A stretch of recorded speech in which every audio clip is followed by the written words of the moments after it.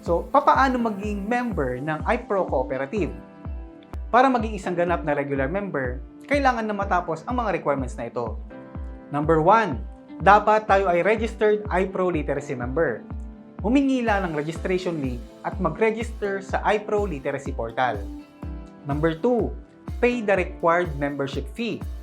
So, bayaran lang ang required membership fee na 2,500.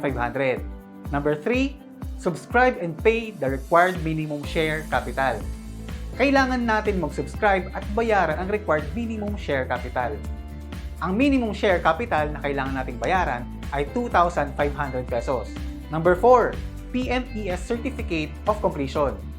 Para magkaroon ng Certificate of Completion, kailangan nating i-take at tapusin ang PMES o ang tinatawag na Pre-Membership Education Seminar. Ito ang magsisilbing orientation natin para malaman ang mga detalye pagdating sa ating co-op. Number 5, approved application for membership. Ang ating membership application ay dapat approved by the management. And number 6, pledge to pay the required subscribed capital.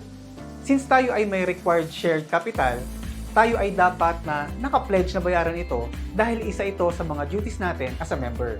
Maraming salamat and welcome sa iPro Cooperative.